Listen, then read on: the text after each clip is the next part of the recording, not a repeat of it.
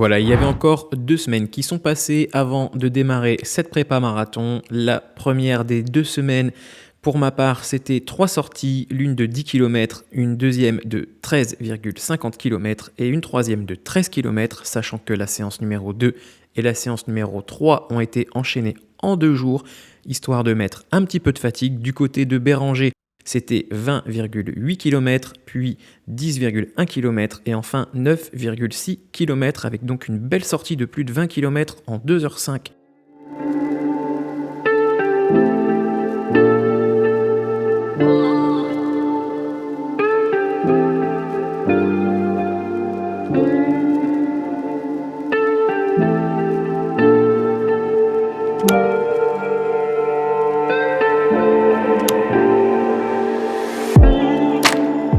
Lors des derniers entraînements, avant la préparation pour le marathon, j'en ai profité pour faire un petit peu autre chose, donc un petit peu bien sûr de course à pied, un petit peu de vélo en salle, du rameur, un petit peu aussi de temps de récupération parce qu'ensuite c'est la préparation qui démarre.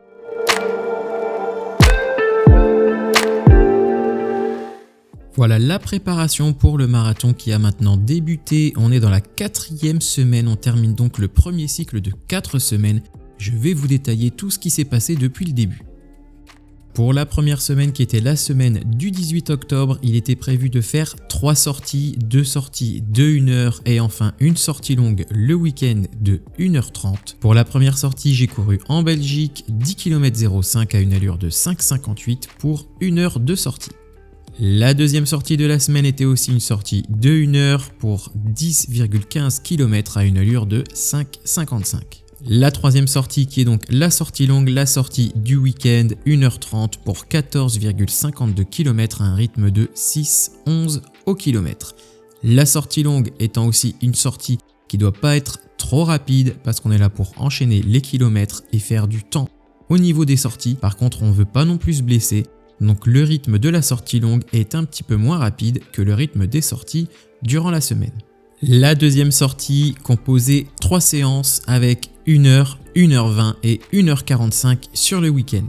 La sortie de 1 heure s'est fait à un rythme de 5,48 pour 10,37 km. La deuxième sortie de la semaine était une sortie de 1h20, 12,13 km à 5,46 de moyenne en 1h10 plus 10 minutes de récup à un rythme très tranquille, 1,5 km en 10 minutes. La dernière sortie qui était donc la sortie longue, la sortie du week-end, 1h45 à un rythme de 6,27 au kilomètre, soit 16,16 km. Pour ce qui est de la troisième semaine d'entraînement, qui est donc la troisième semaine où on continue de progresser et d'allonger les distances avant une semaine de récup et donc de terminer le premier cycle, on avait une première sortie de 1 heure, on a fait 9,97 km à une allure de 6,02, on l'a couru ensemble avec Béranger. Pour ce qui est de la deuxième sortie, qui était donc une sortie de 1h20, une fois de plus, j'ai couru avec Béranger du côté de Disneyland Paris. On a fait 13,11 km en 1h21, soit un rythme de 6,13 au kilomètre, une belle sortie, un bon rythme. On était plutôt en forme avec la sortie de la veille, puisqu'on a enchaîné la séance de 1 heure et la séance de 1h20 en 2 jours, alors que normalement, on est censé avoir un temps de récupération entre les deux, mais le timing et le planning étaient assez compliqués. On a donc décidé de courir les 2 séances en 2 jours. La sortie longue, c'était vraiment la première sortie qui allait commencer à faire un petit peu mal puisque c'était une sortie de 2 heures. On a fait ça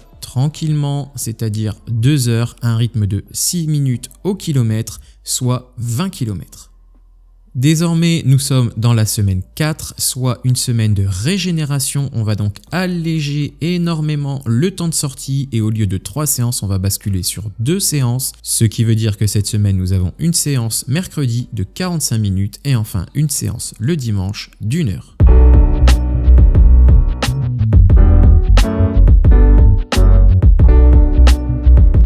On récapitule les stats des 3 premières semaines d'entraînement, le premier cycle qui touche à sa fin et ça fait pour Béranger un total de 108,40 km en 11h55 et de mon côté ça sera 119 km,40 pour 12h05.